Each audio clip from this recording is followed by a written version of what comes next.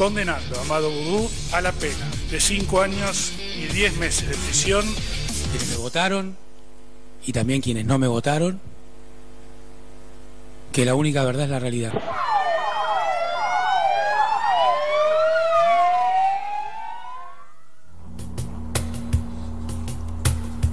Quería mostrárselos así porque todo esto lo vieron en su momento en el aire, cuando el kirchnerismo estaba en el gobierno y cuando Vudú era vicepresidente de la Argentina. Cuando todos nos decían que lo que contábamos era mentira. Hoy Vudú está preso, tiene una condena de 5 años y algo, la máxima que el fiscal le podía dar. Si yo hoy veo la cantidad de causas que hay en tribunales, la mitad fueron, está mal que nosotros lo digamos, pero a la vez no puedo no decirlo, fueron causas destapadas por este programa. Durante los años en los que peleamos contra el Estado, es una pelea muy despareja la pelea contra el Estado. Vos tenés a todo en contra, a canales enteros que nos decían cualquier barbaridad. Cuando fue la ruta del dinero, el Canal América se alineó entero, toda la programación se cagaba en nosotros 24 horas por día. Y ¿sabes qué? Lázaro Báez está preso.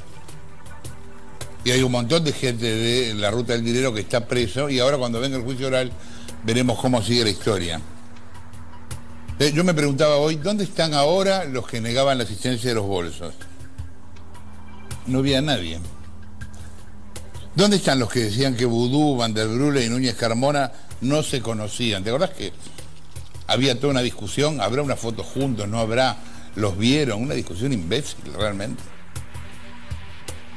¿Dónde están los que decían que Laura Muñoz estaba loca? Laura Muñoz. Ahí la veías en el comienzo del tape. Ella salió en el primer programa que yo hice en Radio Mitre. El primer día de La Nata Sin Filtro, cuando estábamos a la tarde. ¿Dónde están, por ejemplo, los que decían, como La Nata me pidió ficción, le di ficción? ¿Te acordás lo que decía Fariña? Fariña hoy es arrepentido, reconoció su culpabilidad.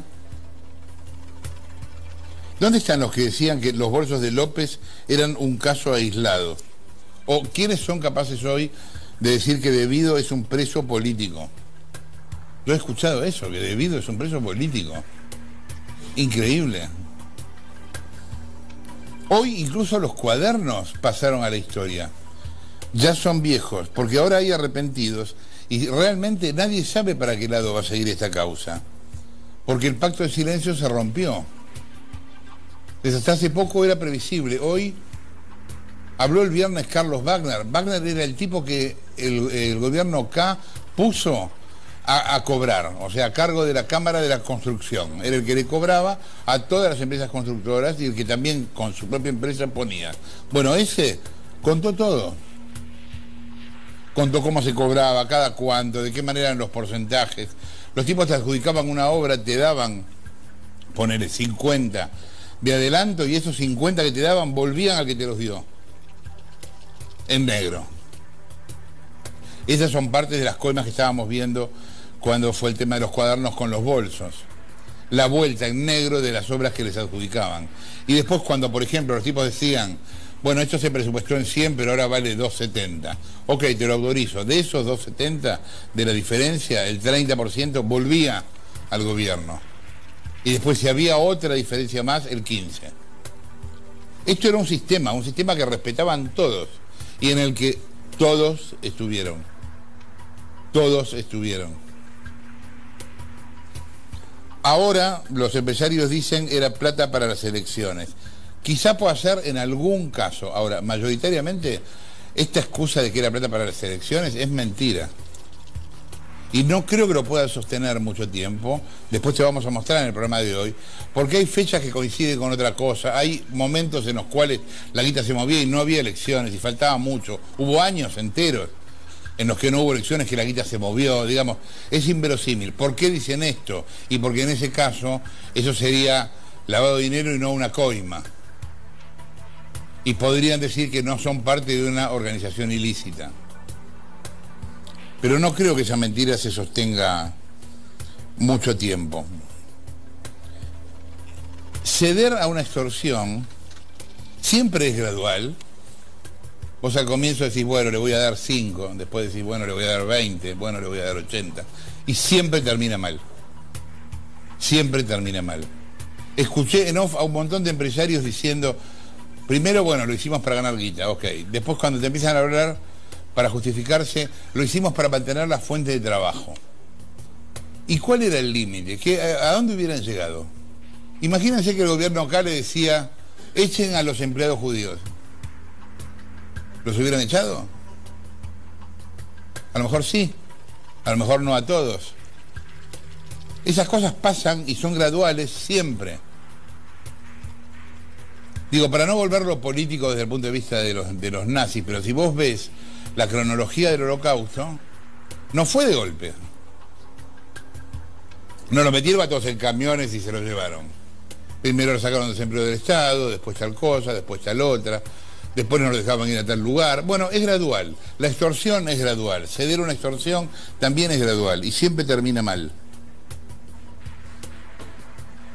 El incidente de los cuadernos reveló un secreto a voces del capitalismo argentino, que es, yo creo que en verdad no es ni siquiera un país capitalista. Yo creo que este país es precapitalista, todavía no es capitalista. Entre otras cosas porque el capitalismo se trata de ganar poco durante mucho tiempo. Y el precapitalismo es ganar mucho durante poco tiempo. En Argentina todavía hay gente que gana mucho en poco tiempo. Y hay fortunas muy grandes, que no son civilizadas, para decirlo de algún modo. La diferencia de salario entre el gerente y el obrero acá es 4.000, estoy diciendo cualquier número, ¿eh?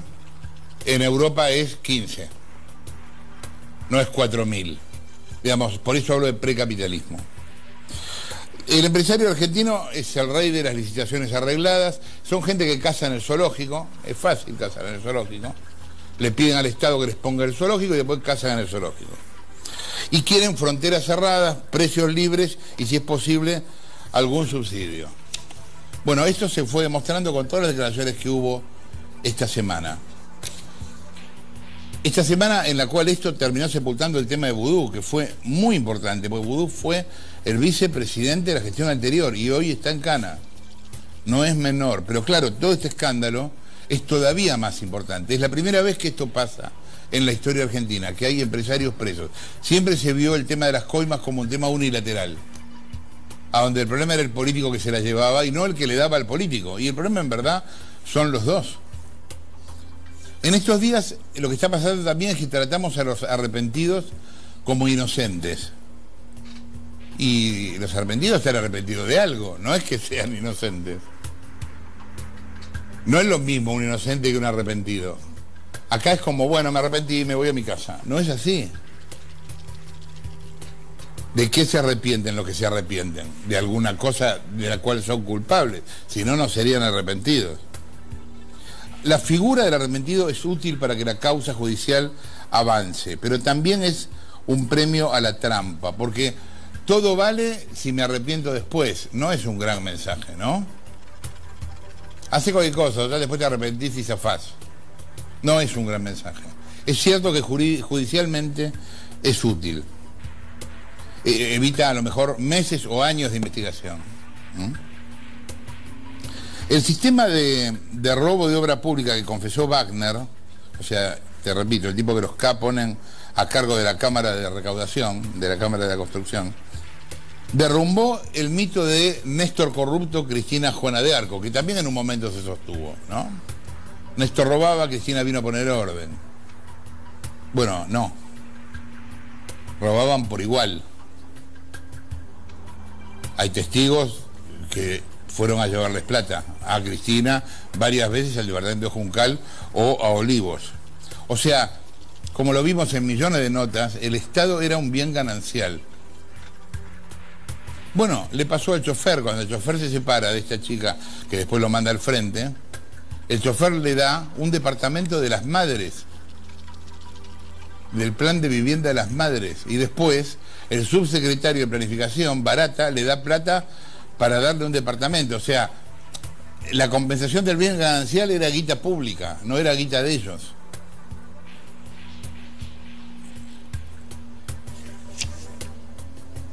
Fíjense lo que pasa en la Argentina solo con una semana de justicia. Hace una semana que empezó esta historia. No sabemos dónde para, todos los días hay una noticia increíble. Está todo el mundo asombrado. Por un lado, estamos viendo que son reales cosas que sabíamos que pasan, pero es distinto saber que son reales a creer que son reales. Y con una semana de justicia el país se dio vuelta como un cubilete. Yo creo que tenemos otra vez, es increíble a veces la mala suerte y a veces la buena suerte de Argentina. Yo creo que tenemos otra vez la oportunidad de hacer historia con esto que está pasando.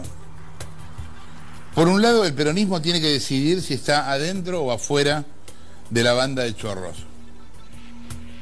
Y no tiene mucho tiempo para hacerlo. Todavía hoy no lo define. Los peronistas directamente están negando que esto exista. Están como los pilotos japoneses que no se entregaban después de la Segunda Guerra y uno se entregó en el año 70. Están en el medio de la selva pensando que la guerra sigue, ¿no? Cuando en los 70 robaban para la causa lo llamaban recuperar. Se recuperaba para el pueblo, ¿no? Cuando en el 70 mataban para la causa lo llamaban ajusticiar. O sea, para ellos era hacer justicia, matar a una persona desarmada. Entonces la pregunta es, ¿quién recuperó los bolsos? ¿Quién ajustició a Nisman? Los viejos setentistas se rodearon de chicos brutos que los aplauden y repiten consignas vacías. Los que hoy siguen diciendo, por ejemplo, Maldonado desapareció. Cosa que ya ni siquiera vale la pena discutir, ¿no? Hubo una autopsia, 52 peritos que pusieron los organismos. Dijeron, se ahogó, no le pegaron, no lo arrastraron, no lo secuestraron. Todos siguen diciendo Maldonado desaparecido. Ok. Macri dictadura. Este gobierno puede ser de derecha, puede ser conservador, puede ser corrupto, transó con el Fondo de Guerra. No es una dictadura. No es una dictadura, no lo es. No solo formalmente, no lo es en la manera de manejarse, en muchas cosas. Es ridículo decir esa consigna. Es mentira. Lo que a mí me preocupa cuando pienso en la Argentina hacia adelante es que nunca un sector tan importante del país vivió tan alejado de la realidad, o sea, negando lo evidente. Tenés las cosas ahí y decís no están. Tenés el chofer, el cuaderno, los tipos que dicen que dieron la guita, los empresarios que se arrepienten, el ministro que confiesa, el otro que no sé qué, y te dicen es toda mentira. Es para tapar la crisis económica. Es muy enfermo que nos esté pasando eso, realmente es enfermo. Y me quedé pensando si en algún momento de la Argentina había sido el poder así, y me di cuenta que sí. ¿Saben cuándo el poder fue así? En la dictadura. Los milicos eran así. Los milicos tenían campo de concentración y hablaban, somos derechos humanos. Hablaban del plan antiargentino. Decían el país está bien y tomaban deuda como nunca antes. Los milicos tuvieron esta misma locura que hoy tienen los K. Es increíble, ¿no? Cómo al final de la historia terminaron pareciéndose. Los argentinos somos derechos humanos, ¿se acuerdan? No hace falta que se pongan un uniforme para negar lo que pasa. Lo que hace falta es estar ciego. Estar ciego se puede estar con o sin uniforme. Pero me di cuenta que en qué momento una dirigencia o un movimiento político negó tanto las cosas. Durante la dictadura. Los milicos negaron tanto las cosas. Y pensemos en cuál fue el costo de esto. Los soldados japoneses perdidos tienen que deponer las armas y esta oportunidad parece la última. ¿Saben qué? Si a esta semana de justicia le siguen 2 o 3 semanas más, no se va a poder volver atrás. Y es buenísimo que eso pase. ¿Qué puede pasar? Nadie lo sabe, porque nunca antes pasó. Nunca hubo 4 semanas de justicia en la Argentina. La verdad es peligrosa, pero bienvenida sea. PPT se llama esto.